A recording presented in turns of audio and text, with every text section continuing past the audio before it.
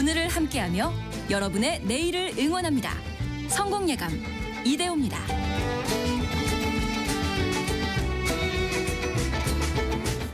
성공예감 이대호입니다. 2부의 문을 열겠습니다. 3월 14일 금요일 오전 10시 5분 함께하고 계시고요. 경제상식 퀴즈가 조금 어려울 거라고 생각을 했는데 정말 많이들 맞춰주셨어요. 예, 7글자. 중대재해처벌법이었습니다. 그 중대재해처벌법이 시행이 된 지 한 3년 정도가 됐습니다만 여전히 현장에서는 사망사고가 끊이지를 않고 있고요. 그래서 대표이사까지도 처벌할 수 있는 법을 만들어놨음에도 글쎄요. 여러분은 어떻게 생각하시는지 좀 들어봐야겠네요. 5152님은 중대재해처벌법 이 법은 정말 실효성이 있는지요? 유유 이렇게 보내주셨네요. 배터리 사고도 솜방망이 쳐버리고 파리바게뜨 불매를 해도 다른 나라에 공장을 짓고 여전히 잘 돌아가는 걸 보면 법이 참 특히 우리나라는 여전히 시큰둥하는 것 같습니다. 라고 의견 주셨고요. 7588님은 남편이 아파트 건설 현장에서 일을 하다가 손가락을 심하게 다쳐와서 엄청 속상해요. 아이고. 그리고 5553님은 이 중대재해처벌법이 시행이 되면서 때로는 현장 작업자보다 관리 감독자가 더 많이 현장에 있는 경우도 있습니다. 이렇게 이야기를 해주셨네요. 어떻게 보면 참 비효율일 수 있을 텐데 근데 그렇게 해서라도 또 안전사고는 줄여야 할 테고요. 좀 어렵습니다. 7022님 새벽 4시에 인력시장에 나가서 일감 구해 나가는 일용직 근로자분들이 안전하게 일할 수 있는 일터가 되길 바랍니다. 그분들도 성공 예감을 꿈꾸는 분들이니까요. 이렇게 보내주셨네요. 저도 그 기분 살짝 알죠. 아침에 나가서 그래도 다행히 봉고차를 타고 어디론가 같이 일하러 갈 수 있다라는 그 기분. 근데 요즘에는 또 외국인 인력하고도 또 그 현장에서 경쟁을 한다 하더라고요. 그래서 아침에 봉고차 못 타고 그냥 집으로 돌아가야 하는 분들도 많이 계시다고 하고요. 안전하게 일하시길 바라겠습니다. 사고 없도록요. 여러분의 실시간 의견 계속해서 저희 받습니다. 짧은 문자 50원, 긴 문자 100원이 드는 샵 9730 문자 메시지 그리고 KBS 콩은 늘 열려 있습니다. 우리 증시 상황 한번 볼까요? 코스피는 약보합, 코스닥은 1.6% 오늘 강세네요. 일단 코스피는 0.25% 내린 2,567 가리키고 있고요. 코스닥은 1.63% 오른 734.5 가리키고 있습니다. 그 미국 증시는 좀 변동성이 많이 커졌는데 특히 나스닥은 밤사이에도 2% 정도 떨어졌는데 우리 증시는 올해 들어서 견조합니다. 예, 굉장히 선방을 하고 있고요. 오늘 하이닉스가 1.4% 오르고 있고요. 반면에 LG 에너지 솔루션은 3.8% 떨어지고 있고 셀트리온이 1.5% 강세, 네이버는 3% 빠지고 있고요. 코스닥 쪽에서는 오늘 어떤 게 많이 오르나요? 알테오젠 시가총액 1위인 알테오젠이 5.7% 오르면서 이제 40만 원을 향해서 가고 있고요. 레인보우 로보틱스가 4.9% 강세, 삼천당제약도 3.7% 강세. 바이오 관련 기업들 그리고 반도체 소부장까지 오늘 좀 고르게 강세를 보이고 있는 코스닥의 흐름입니다. 원달러 환율은 1455원 선에서 움직이고 있습니다. 1455원 선에서 움직이고 있고요.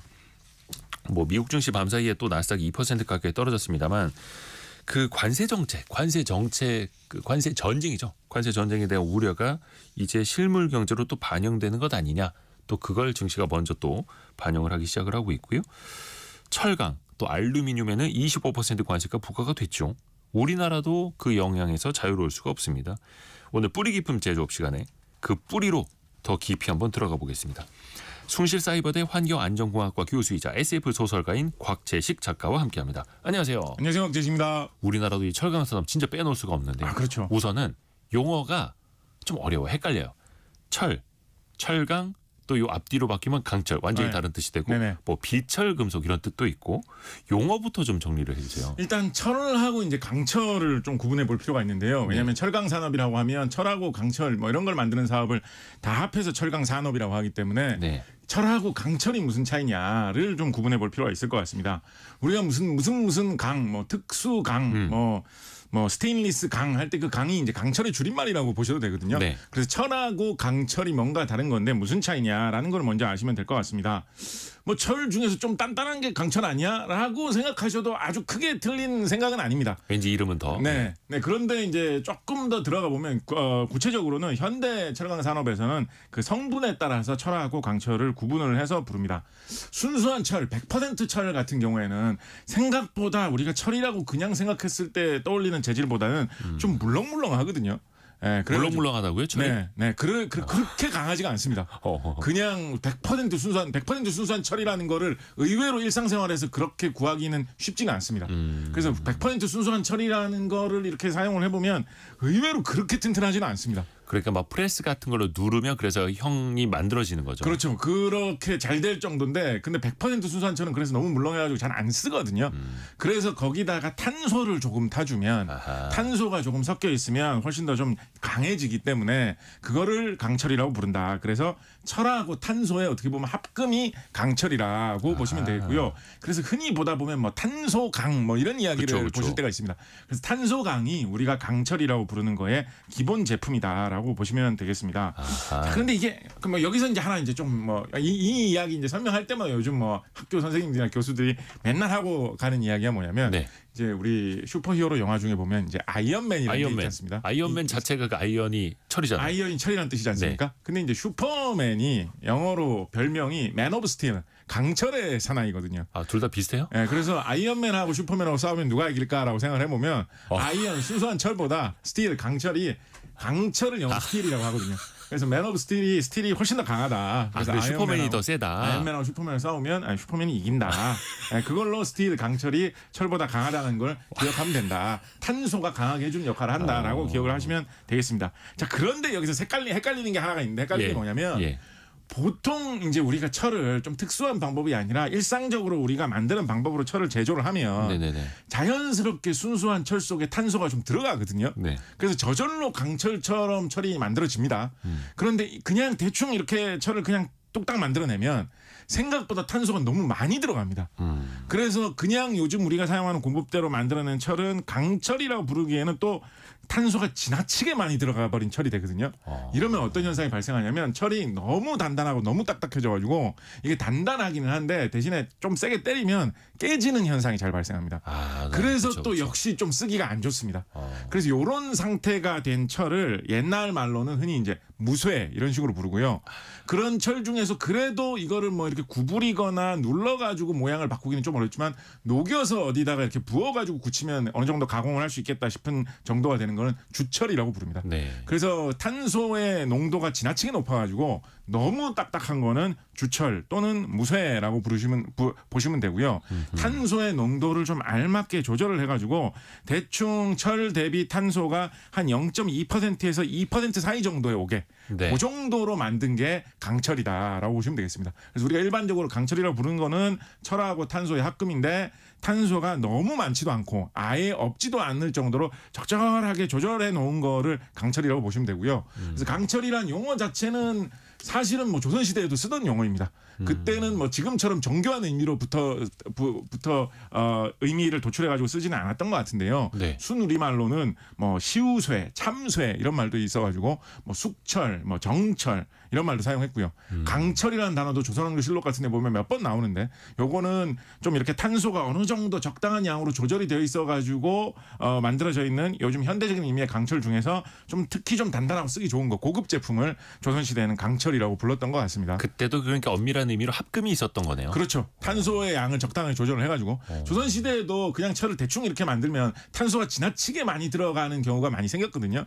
그렇게 만들어진 철을 조선시대에는 이제 흔히 무쇠라고 불렀고 한문으로는 수철이라는 식으로 썼던 게 무쇠가 아니냐라고도 많이 보고 있습니다. 물수자니까 뭔가 물쇠, 무쇠, 수철 뭐 이런 식으로 이제 이름이 붙었을 거다라고 보고 있는 거죠. 근데 그렇게 해서 무쇠솥에서 무쇠 소뚜껑 뭐 이런 거 깨지는 경우 있잖아요. 그렇죠. 그래. 바로 그게 그 이유입니다. 요즘 그 스테인리스 강으로 되어 있는 뭐 냄비나 그런 식기 이런 거 사용하시면 그게 이가 나가거나 겉면이 이 둘레 부분이 깨지거나 이런 거 잘 보시기 어려울 거예요. 그죠? 근데 스테인리스 강도 강의 일종이기 때문에 강철의 일종이기 때문에 탄소의 농도가 지나치게 많지 않게 적당하게 조절이 돼 있거든요.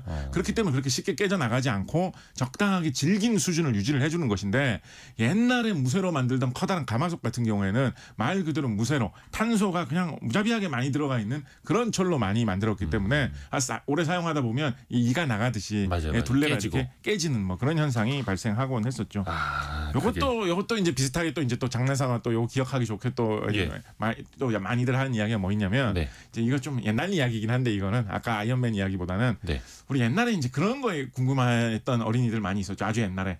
태권브이와 마징가하고 싸우면 누가 이길까 이런 거에 막 궁금했던 사람들 많지 않습니까? 애국심으로 태권브이 응원하고. 근데 이제 마징가 제트 그 주제곡 노래 가사를 보면 무쇠팔 무쇠다리라는 가사가 있죠. 근데 우리가 이 금속에 대해서 좀 알면 무쇠라는 게 생각보다 그렇게 강한 재질이 아니다라는 걸 알 수가 있습니다. 무쇠팔은 깨진다. 네, 그렇죠. 근데 태권브이 같은 경우에는 우리나라에서 거대한 이 제철 제강 공장이 생긴 이후에 나온 것이 태권브이이기 때문에 아마도 태권브이는 강철로 잘 만들어서 무쇠팔 무쇠다리로 된 마징가 제트보다 좀 더 강할 거다. 라는 생각도 해볼 수 있겠죠. 그러니까 어디 가서 이건 무쇠팔이야 이거보다는 이거는 합금이야. 강철팔이야. 이게 더 강한 이게 더 낫다. 재밌네요. 요거 약간 조금 여러분 좀 헷갈리실 수도 있을 텐데 왜 철분이란 거 있지 않습니까? 우리가 섭취하는 거 우리 몸에도 철분이 필요하다라고 하고 그 성분 이게 Fe입니다. 맞습니다. 이게 철 이야기하는 똑같잖아요. 그 철분하고 우리가 산업적으로 보는 철하고 완전히 다른 겁니까? 어떻게 뭐 비슷하게라도 한 겁니까? 기본적으로 같은 거라고 보시면 되고요. 그런데 몸속에 들어있는 철은 그렇게 덩어리된 철이 막 돌아다니는 게 아니라 그 철이 이제 한번 물에 녹았다가 그게 이제 다른 뭐 탄소, 수소 뭐 질소 이런 성분들하고 다 같이 이제 화합물을 이루어가지고 아주 극소량의 이 철 성분이 몸속에서 다른 물질들하고 반응한 상태로 이제 몸에 들어 있는 것이죠. 철이 우리가 철을 일상생활에서 그냥 별 처리 안 하고 쓰다 보면 잘 녹슬잖아요. 공기 중에 산소하고 반응을 해가지고 산화철로 변한 현상을 우리가 철이 녹슬었다라고 이야기를 하는 거거든요. 철이 산소하고 반응을 잘하는 축에 속합니다. 사람 몸속에 철이 필요한 이유도 철이 몸속에 있으면 특히 이제 피 속에 철이 들어있는 헤모글로빈 같은 성분들이 많이 있는데 그러면 산소하고 반응을 해가지고 그 철 원자가 산소를 이렇게 좀 붙들어 놓는 역할을 합니다. 그래서 피 속에 이런 성분이 있으면 사람이 호흡을 했을 때 그 산소를 말하자면 살짝 잠시 녹쓰는 거죠, 철이. 그래서 그 산소를 이렇게 좀 머금고 있다가 우리 몸에 필요한 곳에 가면 다시 그게 원상태로 살짝 복귀되면서 산소를 놓아주면서 그래서 몸속 구석구석에 산소를 다 퍼뜨려주는 역할을 이제 철이 한다라고 이렇게 보시면 되겠습니다. 그래서 철분이 부족하면 좀 어지러울 수 있다 이런 거는. 그런 거죠. 산소 공급이 좀 잘 안 돼서. 이게 신기한 게 뭐냐면 이건 뭐 오늘의 제조업하고는 조금 상관없는 이야기입니다만 해양 생물 중에서 보면 예를 들면 뭐 오징어라든가 문어 뭐 이런 연체동물 계통의 동물 중에서 보다 보면 사람의 몸속에 이 철분이 하는 역할을 하는 그 특징을 가진 원소를 철 대신에 구리를 사용하는 것들이 있거든요. 그래서 그런 동물들은 뭐 철분 영양제를 뭐 영양제 먹지는 않겠지만 동물들이 그런 동물들은 철분 영양제를 먹어야 되는 게 아니라 구리분 영양제를 먹어야지 몸이 건강해지는 그런 동물들이 해양 생물 중에는 의외로 꽤 많습니다. 그래요? 그래서 이런 생물들은 구리가 철 대신에 들어있기 때문에 피 색깔도 빨간색이 아니라 뭐 색깔이 좀 초록색이 난다든가 파란색이 난다든가 빨간색이 안 난다든가 좀 그런 특이한 동물들도 있는데 지상에 사는 생물들은 산소를 많이 활용하면서 숨을 많이 쉬면서 살아야 되기 때문에 철분을 활용하는 그러니까 붉은 피 빛깔이 나는 생물들이 많이 있고요. 그거를 뒤집어서 생각을 해보면 제조업하고는 어떤 연결고리가 있냐면 철을 이렇게 중요한 용도로 사람 몸에서 활용한다는 이야기는 그 철이라는 게 자연상에서 좀 구하기가 쉽다라는 이야기거든요. 철이라는 게 만약에 금이나 은처럼 정말 구하기 어렵다라고 한다면 동물들이 철분이 다 부족해가지고 그걸 먹어서 어떻게 구할 수도 없고 해가지고 다 비실비실하겠죠. 근데 철이라는 성분은 워낙에 지구상에 널려 있는 굉장히 흔한 금속계 성분이기 때문에 사람의 몸, 동물의 몸에서도 이런 거를 많이 사용을 한다라고 보시면 되겠습니다. 진짜 철이 없었으면 그 철분이 없었으면 인류도 그렇고 동물도 그렇고 세상도 그렇고 이렇게 발전하지는 못했겠네요. 신기합니다. 아까 관세 이야기했는데 미국에서도 트럼프 대통령이 철강 알루미늄에 먼저 관세 25% 부과하고 이제 시행까지 한 이유가 이게 안보랑 직결된다는 거잖아요. 실제로 얼마나 민감합니까? 안보랑 직결된다라는 걸 말 그대로 직결로 이야기를 하면 요즘 현대 무기들 중에 특히 대량 생산해서 많이 써야 되는 무기들은 다 철로 만들죠. 뭐 총, 뭐 대포, 뭐 이런 거 다 철로 만들지 않습니까? 근데 사실은 이게 어떻게 보면 현대사에 좀 근현대사에 좀 질곡하고도 상관이 있는 게 네. 옛날에는 특히 이제 대포 같은 이런 큰 포 같은 경우에는 강철을 잘 만들 수가 없기 때문에 무쇠로 대포를 만들면 그렇죠. 대포가 견디지 못해가지고 쏟아보면 다 깨지고 부서지거든요. 예. 그래서 우리나라 조선시대에 이순신 장군 뭐 이런 사람들이 사용하던 이런 대포 같은 것들을 보면 대부분 다 구리, 청동 이런 쪽으로 다 대포를 만들었습니다. 이렇게 대포를 만들면 구리가 철보다 훨씬 비싸잖아요. 네네네. 구하기도 어렵고 그러니까 이렇게 하면 화력을 갖추는 데에 한계가 있을 수밖에 없는 거죠. 그래서 강철로 좋은 대포를 만드는 게 사실은 근현대사 뭐 근대 이전과 이후를 가늠하는 어떤 좀 기준점이 될 수 있는 그런 상황인데요. 그 임진왜란 시대의 역사를 보면 일본 군들이 이 조총이라는 예. 총을 들고 와가지고 조선 군대를 굉장히 맞아요. 괴롭힌 걸로 좀 유명하지 않습니까? 네. 근데 생각을 해보면 조총은 좀 크기가 작고 좀 뭐랄까요, 좀 삐죽하게 생겼고 한 사람이 조그마한 그런 어떻게 보면 화기를 들고 다니는 거고 그쵸. 조선군이 사용하던 대포는 되게 큰 거를 부대마다 하나씩 정도 만들어 놓는 거지 않습니까? 네. 이 차이가 왜 생겼을까를 생각을 해보면 조총 같은 경우에는 한 사람당 하나씩 좀 위력이 작은 거를 나눠주면 되는 거기 때문에 네. 그 시절에도 이 철제로 많이 만들었습니다. 그래서 강철을 어떻게든지 만들어가지고 그 옛날 기술이지만 무쇠가 아닌 강철을 어떻게든지 비슷하게 만들어가지고 그거를 뭐 잘 말거나 해가지고 동그랗게 이렇게 포 모양으로 만들어가지고 조총을 일본 군들은 만들곤 했었거든요. 네. 그 시절에는 강철을 만드는 좋은 기술이 없어가지고 철을 만든 다음에 우리나라에서는 초철꾼 뭐 이런 식으로 불렀는데 쇳물을 막 저어가지고 어떻게든지 안에 있는 탄소를 최대한 줄이는 그런 공법을 사람이 젓는 방식으로 막 해가지고 강철을 만들곤 했었었는데 일본 같은 경우에 옛날부터 특히 일본에서 전쟁 많이 할 때 이 사무라이들이 예. 사무라이 칼 이런 거 엄청 중시했잖아요. 예. 그러다 보니까 좋은 칼을 만들기 위해서 강철을 이 소량 제조하는 이런 기술이 옛날부터 어느 정도 조선보다는 좀 많이 친숙한 편이 있어가지고 강철 그 검을 만들던 그걸 좀 말면 조그마한 총이 되지 않겠느냐 이런 식으로 생각을 해서 조총을 크기는 작지만 대량 생산해가지고 많이 운용을 했던 거죠.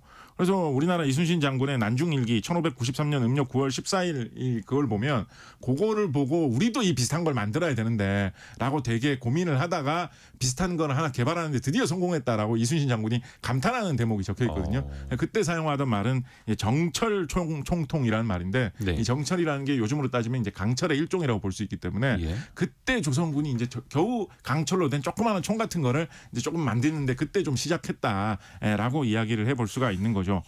현대에 들어와서는 그러니까 근대에 들어와서는 19세기 중반에 영국의 뱃서머라는 사람이 뱃서머 전로라고 하는 컨버터 전환한다라는 뜻으로 이제 전로라는 말을 사용하는데 네. 요거는 이제 전기를 사용해서 전로라고 사용한다라고 헷갈리시는 분이 계신데요. 네네네. 전기를 사용하는 그런 철 녹이는 거는 전기로라는 말이 따로 있고 뱃세머 전로라는 거는 강철을 만들어주는 그러니까 탄소를 빼내주는 작업을 하는 그런 기구라고 보시면 되는데 요 뱃세머 전로 전후로 강철을 만들 수 있는 기술이 급격하게 성장을 하면서 다시 말해서 철을 만들 때 탄소를 좀 빼내가지고 적절한 탄소 농도로 조절해 줄 수 있는 그 도구가 만들어지면서 유럽 주요 국가 그리고 미국의 강철 생산이 과거에 비해서 거의 뭐 100배 가까이 더 쉬워지면서 강철의 시대가 본격적으로 열렸다라고 볼 수 있는 거죠.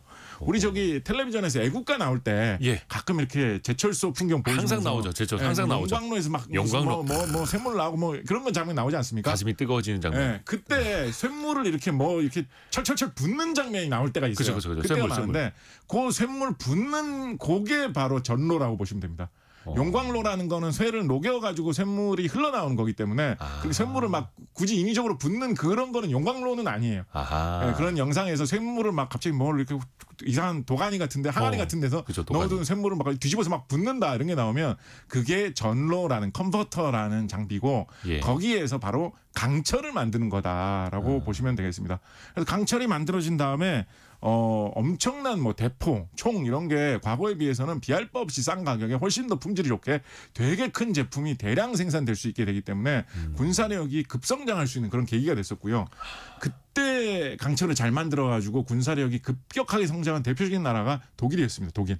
그때 독일에서 이런 식의 강철을 제일 잘 만들었던 회사가 그 크루프라는 사람이 만들었던 회사였거든요. 예. 크루프 가문에서 만들었던 회사. 근데 이 회사가 나중에 들어가가지고 현대에 독일의 티센이라는 가문에서 만들었던 회사하고 합병이 돼가지고 티센이라는 가문 회사하고 크루프라는 가문 회사가 합병된 회사가 지금도 그 브랜드가 유지가 되고 있는데 가끔 엘리베이터에서 보여요. 네, 그래서 철로 만든 제품 하다못해 엘리베이터 같은 거에서도 우리나라에서도 가끔 볼 수 있는 브랜드죠. 네네네. 그래서 그런 것이 어떻게 보면 유럽과 미국이 세계를 한번 휘쓰는데 일조했던 그런 강철 기술이라고 할 수가 있겠죠. 조금 경제적인 쪽으로 넘어오면 무기뿐만 아니라 사실은 산업 전반에 걸쳐서 좀 이렇게 굵기가 큰 산업이라고 할 수 있는 뭐 자동차 만드는 산업, 배 만드는 산업 다 주재료가 철이지 않습니까? 그렇죠. 그래서 좋은 강철이 마련이 되어야지 좋은 자동차, 좋은 배를 만들 수가 있게 되는 거거든요. 그래서 이런 큰 산업의 바탕이 될 뿐만 아니라 요즘에는 집 지을 때 건설을 할 때도 고층 빌딩 대형 건물을 지으면 하다못해 철근이라도 굉장히 많이 사용하게 되고 그렇죠. 빌딩 같은 경우에는 아예 외장재 같은 경우에도 철을 굉장히 많이 사용하는 뭐 그런 경우도 많이 있는데다가 내부에서 뭐 H빔이나 뭐 이런 것처럼 철제, 강철제의 재료를 굉장히 많이 사용하는 경우도 많아서 건물 지을 때도 요즘은 좀 큰 건물 짓는다고 하면 다 강철이 필요하다라고 할 정도로 산업 전반의 강철이 든든하게 좀 바탕이 되어줘야지 모든 산업이 다 발전할 수 있는 게 특히 이렇게 좀 무게가 많이 나가는 좀 중공업 분야의 산업이 발달을 할 수가 있는 게 철강 산업의 어떤 가치이자 저력이라고 볼 수가 있겠습니다. 아까 말씀드렸던 대로 미국이 20세기 초반, 19세기 말 그때만 해도 철강 산업이 거의 뭐 세계 최강 수준으로 굉장히 크게 발달돼 있어가지고 그 저력을 바탕으로 해서 미국 자동차, 뭐 미국 배, 미국 군함, 뭐 미국 무기 이런 게 세계를 지배하던 시기가 있었는데 미국 철강 산업 같은 경우에는 1970년대, 80년대에 조금 힘들어졌던 시기가 여러 가지 이유로 있었거든요. 근데 그 이후에 가만 보면 미국의 대형 철강사들이 이런 철강 산업에서 미국이 다시 어떻게 성장을 해가지고 그걸 뒤집어 보겠다라는 방향보다는 물론 그런 노력을 하는 회사들도 뭐 있기는 있습니다만 우리가 그동안 한 5, 60년, 6, 70년 동안 돈 많이 벌었으니까 사업을 다각화해가지고 이런저런 딴 사업에 투자를 해가지고 우리가 성장을 해보자라는 식으로 좀 변형을 그렇죠. 한 회사들이 7, 80년대 미국 철강사 중에 많이 있었거든요. 뭐 에너지 회사로, 석유 회사로 우리가 거듭나보자. 그렇죠. 이런 것들이 좀 많이 있고 해가지고 미국 철강 산업이 뭐 반전의 계기를 마련하기보다는 좀 지속적으로 약화된 그런 측면이 있습니다. 그렇다 보니까 지금은 미국이 철강 생산량은 여전히 좀 많은 편인데 세계적으로 경쟁력이 그렇게 강하냐라고 하면 좀 부족한 점도 있다라는 이야기가 뭐 80년대 이후로 계속해서 나오고 있어가지고 이번에 뭐 트럼프 대통령이 철강 산업은 안보와 직결돼 있다라고 하는 말이 정말로 무기 만드는 안보와 직결돼 있는 측면도 있고 산업 전반의 영향이 너무나 크다라는 그런 측면도 있고 두 가지로 생각해 볼 수 있을 것 같습니다. 방위 산업은 기술이고 그 기술이 국력이고 그게 또 안보랑 안 이어질 수가 없는. 전혜원님이 대호 앵커님 진행을 못하시네요. 너무 몰입하셔서. 안진수님이 너무 재밌어요. 대호 씨가 말할 틈을 안 주시네요. 그래서 제일 편한 시간입니다. 저는. 아니 말씀하신 김에 뭐 하나만 좀 덧붙여가지고 말씀드리면 요때 그러니까 옛날에 미국 철강의 전성기하고 지금하고 제일 좀 상징적으로 좀 보여줄 수 있는 그런 게 저는 뭐라고 생각하냐면 지금도 서울에서 지하철 1호선 타거나 아니면 KTX 타고 서울로 와가지고 서울역 쪽으로 용산역 서울역 쪽으로 오다 보면 한강철교라는 한강 다리를 지나게 되거든요. 한강철교 같은 경우에 이게 한강을 건너는 다리 중에서는 유일하게 조선시대가 끝나기 전에 완성된 다리입니다. 1897년에서 1900년 사이에 공사를 해가지고 만들어진 다리거든요. 그래서 이거는 조선시대 노동자들이 경복궁 뭐 이런 거 짓는 공사도 했던 노동자들이 나이가 들어서 한강철교도 지어본 뭐 이런 경험을 해본 사람이 분명히 그때 노동자들 중에 있었겠죠. 그런 생각을 해보면 얼마나 신기했을까 싶은데 그 시절의 철교. 그 거대한 다리를 지어가지고 이제 한강을 걸어서 지나갈 수가 있구나라고 생각하면서 철교를 한번 지나가 보면 옛날 조선시대 노동자들이 진짜 감동했을 것 같은데 그때 당시에 이 한강철교라는 상상하기 힘들었던 그때 당시로서는 다리를 공사를 처음 맡았던 사람이 제임스 모스라는 미국 사람이었습니다. 그래서 이 다리를 짓기 위해서는 당연히 많은 강철이 필요했겠죠. 그래서 1200톤 정도 되는 강철을 사용을 했었는데 당연히 그때 당시에는 미국산 수입품을 강철을 많이 사용을 했죠. 왜냐하면 조선에서 그만한 강철을 국산으로 구할 수는 없었을 테니까요. 그래서 태평양 건너서 미국 강철이 세계에서 제일 싸고 좋다라고 해서 태평양 건너서 미국 강철을 수입을 해가지고 한강철교를 지었고 물론 지금의 한강철교는 그 사이에 뭐 전쟁도 있었고 뭐 보수공사도 때마다 많이 했기 때문에 조선시대 모습이 지금은 별로 안 남아 있습니다만 그쵸. 그래도 뭐 2006년에 문화재로 지정이 됐을 정도로 나름대로 뭐 역사가 있는 그런 다리인데 그 이제 지나가실 때마다 야 조선시대 사람들 이거를 처음 이 위에 올라왔으면 어떤 기분이었을까 생각해보면 좀 신기하겠죠. 그래서 그렇죠. 그때는 미국 철강 산업의 그때가 전성기였어요. 우리 철강하면 미국 철강하면 떠오르는 뭐 철강왕, 강철왕, 카네기 뭐 이런 사람 있지 않습니까? 네. 그런 사람들이 이제 활발하게 활동하던 시대가 한강 철교 짓던 그 시대거든요. 1900년대 초반. 그렇죠. 네. 그때는 조선에서 다리 지을 때도 미국에서 강철을 수입해다가 짓던 그런 시대였는데 지금은 역으로 우리나라 철강이 미국에 대규모로 수출이 되고 있죠. 그렇죠. 우리나라가 미국에 철강 수출하는 규모가 거의 한 300만 톤 가까이 됩니다.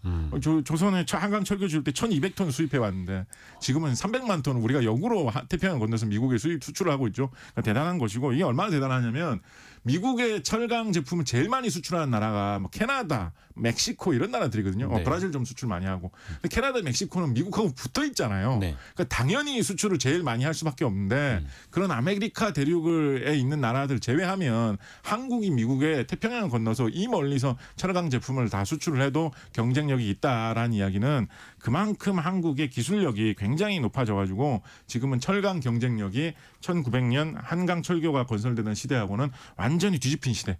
요즘은 미국에서 다리를 지으려고 하면 한국산 뭐 후판 같은 철강판을 수입을 해가지고 짓는 뭐 그런 시대가 되었다라고도 그렇죠. 이야기해 볼 수 있겠죠. 그렇죠.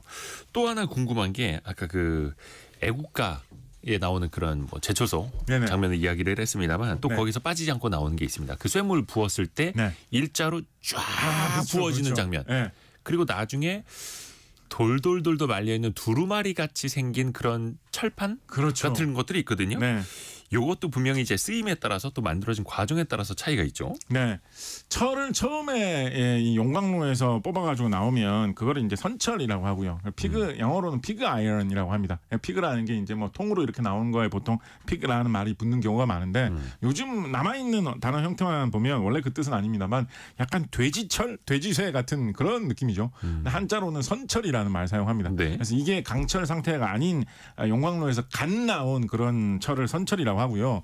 이거를 아까 말씀드렸던 전로라는 데 넣어가지고 한번 탄소를 뽑아주고 불순물을 제거를 해주면서 적당한 탄소 농도를 맞춰주면 우리가 원하는 정도의 강철 제품이 나오게 됩니다. 네. 그럼 그 강철 제품을 기본 상태로 한 3가지 상태로 일단 가공을 해가지고 덩어리로 만들어 놓습니다. 네. 흔히 우리나라 제철 업계에서는 제철 제강 업계에서는 슬랩으로 만든다, 블룸으로 만든다, 빌렛으로 만든다 이런 말 많이 사용하는데요. 초창기에 우리나라 제철소 건설을 할 때 기술 개발에 참여하셨던 분들 중에서 일본에서 공부하시다가 넘어오신 분들이 많이 계셨거든요. 네. 그때 제일교포 출신으로 학자, 기술자 되셨다가 우리나라의 제철소 짓는데 제발 좀 와서 조국을 위해서 도와달라라고 해가지고 귀국하셨던 분들 꽤 많이 계십니다.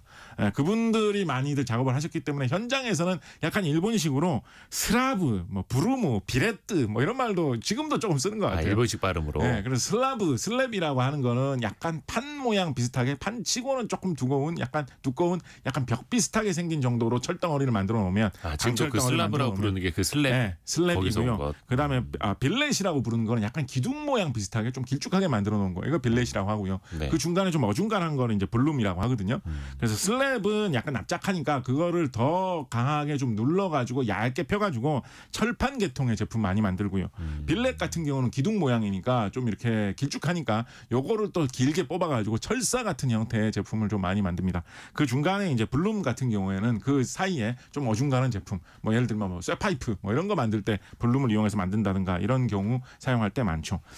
그래서 이거 추가로 가공을 해가지고 이렇게 철판이나 철사 같은 최종 제품을 만들려면 결국은 이제 눌러가지고 펴주고 그렇죠. 꾹 압축해가지고 뭐 어떻게 만들고 이런 게 중요하거든요. 네. 그래서 이거를 눌러가지고 펴는 작업을 크게 2가지로 구분을 해보면 아변이다, 냉연이다 이런 식으로 이야기를 합니다. 뭐 영어로는 hot rolling, 뭐 cold rolling 뭐 이런 식으로 이야기를 하는데, 그러니까 열연, 냉연 뭐 이런 식으로 구분하는데, 그래서 열연 강판, 냉연 간판 이런 얘기를 사용합니다. 열연이라는 거는 말 그대로 열을 강하게 줘가지고 아주 뜨겁게 해가지고 해가지고 누르는 그런 기본적인 방법이고요. 왜냐하면 뜨겁게 온도를 한 1200도 그 이상 훅 올리거든요. 네. 그럼 약간 반쯤 철이 녹습니다. 완전 녹는 건 아니지만 물렁물렁해집니다. 네. 그러면 그 강철을 이제 꾹 눌러주면 쉽게 잘 펴지거든요. 그렇게 해서 철판을 만드는 방법이 이제 열연인데 네. 열연이 그래서 좀 기본적이고 쉬운 방법이죠. 그렇기 때문에 품질이 조금 떨어지고 지나치게 얇게 만들기는 좀 어렵습니다. 그러니까 얇게 만들려면 얇게 만들 수도 있는데 얇게 만들면 어떤 일이 발생하냐면 이게 반쯤 녹아 있는 그런 거잖아요. 되게 뜨거운 거잖아요. 네. 그럼 이게 식으면서 약간 그 불균일해지는 아하. 약간 마치 이렇게 우는 것처럼 그러니까 이렇게 운다는 얘기가 아니라 종이가 이렇게 우러나는 그런 모양처럼 약간 표면이 좀 거칠할 수 있는. 표면이 약간 서로 불균질해지는 이런 문제가 발생할 수 있어가지고 열연을 할 때는 지나치게 얇게 만들 수는 좀 없다라는 그런 게 있거든요.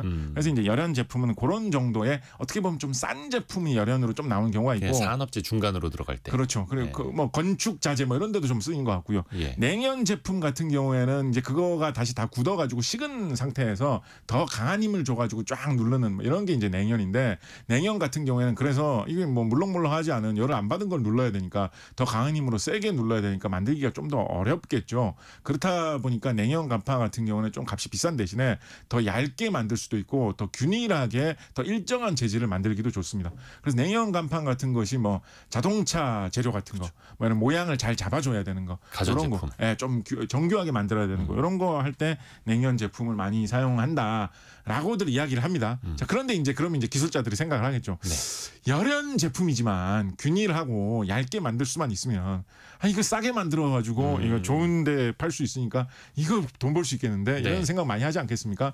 그래서 사람들이 그런 관련 기술도 열심히 연구를 많이 하거든요. 그래서 세계 주요 선진 제강사들은 뭐 그런 거 만드는데 많이 도전을 하고 있고 우리나라 제강사 같은 경우에도 몇 년 전에 기사 난 걸 보면 열연 형태로도 뜨겁게 해가지고 반쯤 이렇게 물렁물렁하게 한 상황에서 누르는 방법으로도 두께 1mm 이하로 0.8mm까지도 밀어서 철판을 만드는 데 성공했다. 뭐 0.8mm면 약간 두꺼운 종이장 같은 그런 느낌 아닙니까? 그 정도도 열연으로 만드는 데 성공했다라고 해서 기술이 참 뛰어난 대신에 싸게 만드는 방법을 개발했다라고 해가지고 정말 자랑스럽게 이야기한 적도 있었죠. 그것도 매끈하게. 그러면 또 원가를 더 낮출 수도 있는 거고요. 그렇습니다. 재미납니다. 7476님이 강철 얘기 흥미진진합니다라고 이야기 주셨고 김의경님은 작가님 후판이 뭐예요라고 아까 말씀하셨죠.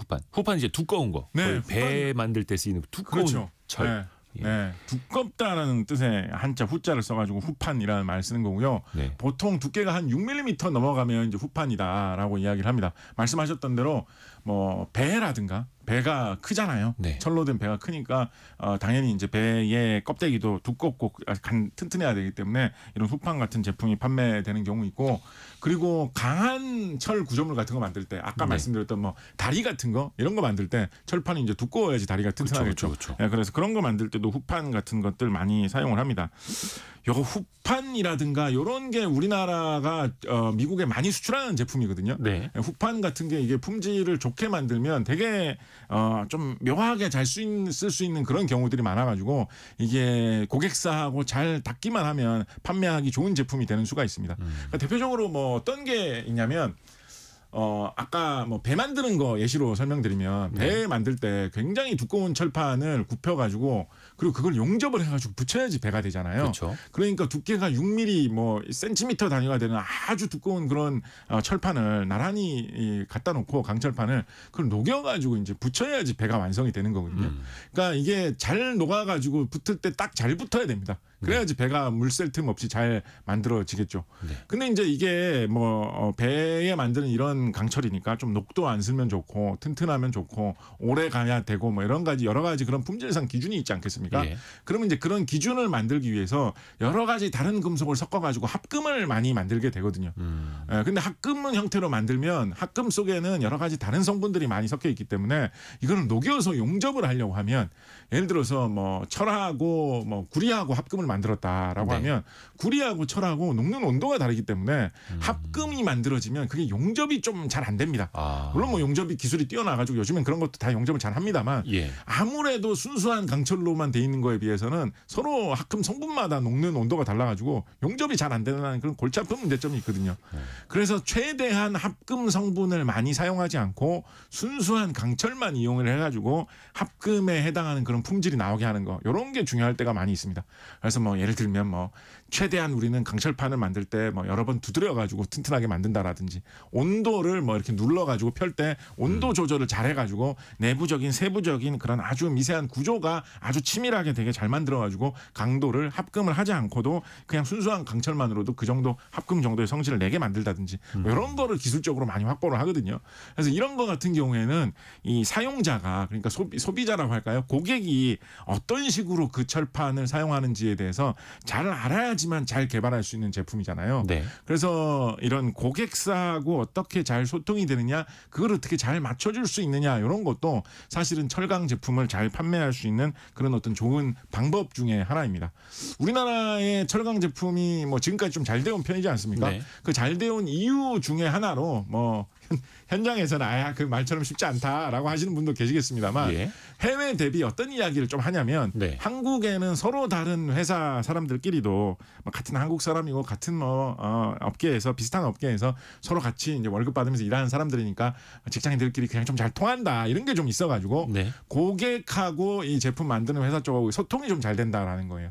그래서 이 자동차 만드는 회사 사람하고 예. 제철 제강 회사 사람하고 뭐가 필요하고 우리가 어떻게 만들어주면 되는지, 이런 소통이 산업계 전체 구조에 걸쳐가지고 잘 일어나고 있고 잘 협력이 되고 있기 때문에 좋은 철강이 개발되는, 경쟁력이 좋은 그런 제품을 개발되는 것도 잘할 수 있거니와, 그게 적시에 잘 공급이 되어가지고 그 철강을 이용하는 배나 자동차도 잘 만들어줄 수 있는 그런 구조가 서로 이렇게 화합을 해서 상생하는 것이 한국 경제의 어떤 경쟁력이었다, 뭐 이런 이야기도 뭐 외부에서는 많이들 그렇죠. 하는 편이거든요. 고객사가 원하는 스펙으로 네. 그래서 철 제품도 마찬가지로 그렇게 맞춰줘야 되는 거고. 네. 그래서 그런 네. 것들이 있고, 하나만 말씀드리면 네. 미국으로 나가는 제품 중에 비슷하게 좀 우리나라 철강 제품 중에 좀 잘 되는 걸로 강관 이야기도 많이 합니다. 강관 파이프. 철강으로 강철로 파이프 만들어서 파는 제품도 많이 이야기를 하는데, 네.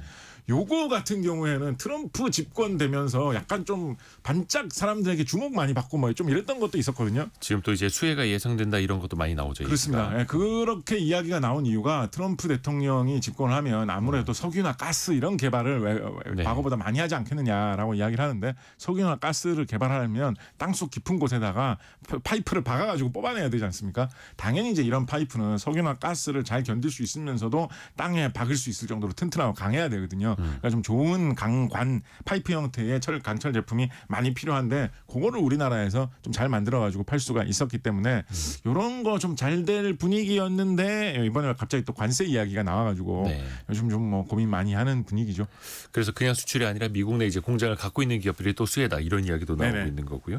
강관에 대한 수요에 대한 기대는 분명히 있고, 또 하나 궁금한 게 그 우리나라 제철소는 대부분 이제 바닷가에 있지 않습니까? 네. 그래서 뭐 영일만, 광양만, 신화 이렇게 불리기도 했는데 네네.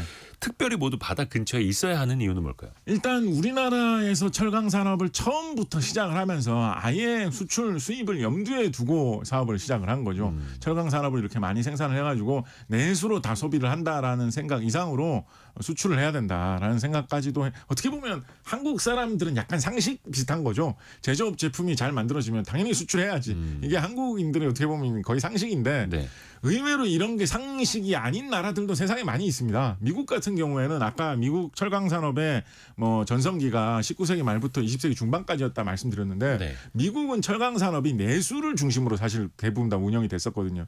그래서 미국은 뭐 철강 산업을 할 때 뭐 원료도 미국 내에서 조달을 하고 만들어진 제품도 미국 내에 뭐 철도 같은 거로 판매한다라는 거 기준으로 했기 때문에 우리와는 다른 산업 구조로 진행이 됐었고, 그랬기 때문에 1970년대 이럴 때 미국의 전반적인 어떤 산업의 불경기나 구조 조정이 일어났을 때 철강을 팔 데가 없네. 더 이상 철강하지 말고 뭐 딴 거 해야 되지 않나? 뭐 이런 게 미국 철강 산업에 좀 이렇게 어떻게 보면 침체를 가져왔었던 원인이기도 한데요.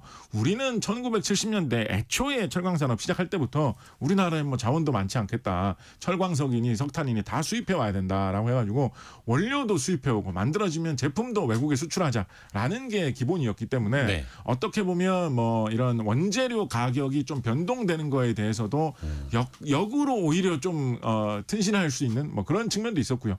이 나라에서 나오는 철광석이 그렇게 싸지 않으면 딴 나라로 뭐 바꾸면 되지. 이 나라 경기가 안 좋아가지고 이 나라의 이 나라의 강철 제품이 잘 안 팔리면 이제는 딴 나라에 팔면 되지. 뭐 이런 식으로 좀 기민하게 조절할 수 있는 수출 산업으로서 이런 무역에 입각한 산업으로서 철강 산업을 우리나라는 좀 개발했기 때문에 애초부터 그렇게 시작했기 때문에 해변, 바닷가. 원자재하고 제품의 운송이 좋은 쪽에다가 제철, 제강 이런 공장을 많이 지었던 뭐 그런 게 우리나라 철강 산업의 그런 성격을 잘 보여준다라고도 할 수 있겠죠.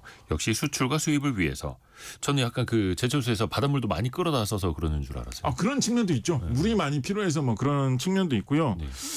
이게 그러니까 철강 산업이 여러 가지 다른 산업이 발달한 거하고 같이 맞물려 돌아가야지 잘 운영이 되는 그런 측면도 많이 있거든요. 네. 이게 여러 가지 중장비, 기술, 설비 이런 것들을 많이 사용해야 되는 그런 산업이기 때문에 우리나라는 이제 남동 임해공업단지라고 그러죠. 경상남도하고 경상북도 이 남쪽 지역에 워낙에 공단들이 쭉 있어가지고 서로 협력할 수 있는 공장들이 많이 있어서 그 근처로 철강사들이 입주한 그런 측면도 있다라고도 볼 수가 있겠습니다. 그거를 좀 상징적으로 보여주는 게 철강사에서 그렇게 쇳물을 만들어내면 그 막 펄펄 끓는 그 쇳물을 가끔 가다가 작업을 하기 위해서는 여기저기로 좀 운반해야 되지 않겠습니까? 네네네. 그걸 어떻게 운반할까요? 뭐 어떻게 뭐 바가지에 퍼가지고 다닐까요? 뭐 끓는 쇳물을 어떻게 운반할까요? 네. 그래서 제철소에 가면 용선 운반차라고 해가지고 약간 기차같이 생겼는데 거기다가 그 끓는 쇳물을 담아가지고 이동하는 그런 큰 도가니, 그런 기차 비슷한 게 있습니다. 그런 거를 우리나라 큰 제철소에서는 막 제철소 안에서 막 100대씩 뭐 운영을 하거든요. 당연히 이제 이게 끓는 쇳물을 담아갖고 다니는 거니까 이게 보통 장비가 아니겠죠. 그 안에 다 녹아내리고 타기 때문에 무슨 타일 같은 거 발라가지고 약간 돌처럼 만들어가지고 이거 움직이고 다니는데 우리나라에서는 이런 거 한번 만들면 뭐 2,500번씩 사용했다, 세계 기록이다, 뭐 이런 식으로 막 자랑할 정도거든요. 그러니까 이런 것을 운영하고 정비할 수 있는 그런 주변의 협력사들이 같이 어우러져야지 제철 제강은 성공할 수 있기 때문에 그런 공단 형태로 잘 맞물려 돌아가는 걸 위해서 입지를 선정한 점도 있다고 볼 수 있겠죠. 중학교 때였나요? 포항제철 그 한번 견학 갔었는데 그때 진짜 어린 마음에 막 우와 이러면서 봤었던 기억이 나네요. 그렇죠. 다시 한번 가서 또 구경해 보고 싶네요. 오히려 그 8357님이 철강 대리점을 하고 있는데 몰랐던 상식을 많이 배웠습니다. 감사합니다. 철강 대리점 하시는 분들께도 많은 상식을 또 전달해드리는 철강과 관련된 이야기 곽지식 작가였습니다. 고맙습니다. 감사합니다. 라디오 정보센터 다녀옵니다. 최상목 대통령 권한대행이 명태균 특검법에 대해 제2요구권을 행사한다고 밝혔습니다. 최 대행은 검찰을 향해 적지 않은 국민들의 우려를 엄중하게 받아들여야 한다고 지적했습니다. 국민의힘 권성동 원내대표는 최재해 감사원장과 이창수 서울중앙지검장 등에 대한 탄핵소추안이 헌법재판소에서 기각된 것과 관련해 민주당은 정략적 탄핵 남발과 입법 독재에 대해 석고대죄하라고 촉구했습니다. 윤석열 대통령 파면을 촉구하며 광화문 천막 농성을 이어가고 있는 더불어민주당은 오늘도 소속 의원들이 국회에서 광화문까지 도보행진을 하고 광화문에서 릴레이 발언을 이어가는 등 장외투쟁을 이어갑니다. 이창용 한국은행 총재는 지난해 합계 출산율 0.75명이 지속될 경우 2050년대 이후에는 역성장에 빠질 것이라고 경고했습니다. 지금까지 라디오 정보센터 뉴스 정한나였습니다. 애프터 서비스 곽지연 리포터와 함께합니다. 안녕하세요. 네, 안녕하세요. 우리 청취자분들의 질문 들어보죠. 네, 3447번님. 어떤 기준으로 실업급여를 주나요? 그리고 몇 달을 받을 수가 있나요? 일단 실업급여는요. 실직하기 전 18개월 동안, 즉 1년 반 동안 고용보험에 최소 180일 이상 가입해 있었어야 합니다. 한 6개월 이상 가입해 있었어야 한다. 다만 이게 연속적일 필요는 없고요. 뭐 2달 가입했다가 끊어졌다, 뭐 석 달 가입했다 이래도 상관은 없는데 180일 이상 고용보험에 가입해 있었다면 본인의 의사와 무관하게 퇴사를 했을 때 이 실업급여를 받을 수가 있고요. 가입한 기간 또 당시의 연령에 따라서 120일에서 270일간 지급이 되고요. 평균 임금의 약 60% 정도를 지급받을 수 있습니다. 네. 다음은 청취자 이재원님. 고용보험 여러 번 받는 사람도 많은데요. 실업급여는 횟수 제한이 없나요? 라고 보내셨습니다. 있습니다. 그 실직 전에 말씀하신 것처럼요. 그러니까 고용보험 납부했다면 횟수 제한 없이 받을 수가 있는데 단 실업급여 금액이 줄어듭니다. 그러니까 5년 동안에 내가 3번 이상 실업급여를 받았다. 그러면 이때는요. 내가 반복 수급자로 분류가 되는 거예요. 그래서 다시 그 다음에 횟수로 4번 받았다. 그러면 25% 그리고 6번 이상 받았다면요. 이때는 절반까지 실업급여액이 줄어듭니다. 네. 다음 질문은요. 네, 고재성님. 프리랜서도 고용보험 내는 것 같은데 왜 고용보험 가입자가 줄어들까요? 실업급여를 받기 위한 고용보험 프리랜서 같은 경우에 의무는 아닙니다만 2021년 7월부터 특수형태 근로종사자도 고용보험에 가입할 수 있게 됐습니다. 네. 다만 이 프리랜서 고용보험 가입자 줄어든다라는 이유는 전체적인 일자리가 좀 줄어드는 영향, 특히 20대 같은 경우에는 인구 자체가 감소하는 영향이 있고요. 또 40대 같은 경우에는 건설업이 많이 좋지 않지 않습니까? 네. 그래서 그쪽에서 많이 줄어들고 도소매라든지 이런 경기에 따라서 취업자 수가 줄어드는 그 영향도 담겨 있다고 합니다. 네. 다음 질문은요. 7692번님이요. 딸이 아르바이트를 했는데 근로장려금을 신청했다고 합니다. 그런데 사업자 소득으로 되어 있는데 보통 이 알바할 때는 근로소득이 아니라 왜 사업소득으로 신고하는 거죠? 이게 그 사업주 그쪽 사장님이 좀 꼼수를 부리셨을 수도 있어요. 일단 아르바이트생이라고 해도 같이 고용계약서를 쓰고 사대보험을 해줘야 할 필요가 있는데 그거 안 해주려고 그냥 3.3% 단일 원천징수만 하고 사업자 즉 프리랜서를 쓴 것처럼 할 수도 있거든요. 네. 요거는 좀 정정이 돼야 할 필요가 있습니다. 이게 가끔 이렇게 사대보험료 안 내려고 꼼수 피우시는 분들이 좀 있대요. 그렇죠. 그러면은 알바생 입장에서는 사업소득으로 신고했을 때가 불이익이 있을까요? 있어요. 일단은 아까 말씀하신 것처럼 근로장려금을 받을 수가 없게 됩니다. 그리고 4대 보험에 가입이 안 돼서 나중에 실업급여도 못 받는 이런 불이익이 생길 수가 있고요. 또 종합소득세를 신고해야 하는 그 의무도 발생이 되는 겁니다. 이럴 때는 어떻게 해야 하느냐. 고용주에게 근로소득으로 정정해서 신고해 주세요라고 요청할 수도 있고요. 네. 만약에 그게 어렵다면 직접 국세청 홈택스 홈페이지에 들어가서 소득금액 불일치 신고를 할 수 있습니다. 그리고 5월에 종합소득세를 신고할 때 나 사업소득 아니에요. 근로소득이에요라고 정정해서 신고할 수도 있다라는 겁니다. 그리고 아르바이트를 하실 때 꼭 근로계약서를 직접 쓰셔야 한다는 거 이것도 굉장히 중요한 팁입니다. 네. 오늘 곽지연 리포터와 함께했습니다. 고맙습니다. 네, 고맙습니다. 감사합니다. 벌써 금요일 방송도 마무리할 시간인데요. 내일 토요일에도 별책 부록이 찾아갑니다. 좋은 책 한 권씩 정말 쉽게 읽으실 수 있는 시간이죠. 들으면서 읽는 시간. 요즘에 대치맘이라고 해서 굉장히 또 화제가 되고 있는데요. 강남구 대치동의 사교육 이야기를 들여다봅니다. 현재 실태는 어떻고 4세 고시, 7세 고시 도대체 어떻게 펼쳐지고 있는 건가? 같이 한번 그 현실을 사사치 들어보시죠. 대치동 이야기라는 책을 한국경제신문 강영현 기자와 함께 읽어봅니다. 내일도 1라디오와 유튜브에서 함께 뵙겠습니다. 성공예감은 오늘도 여러분을 응원합니다.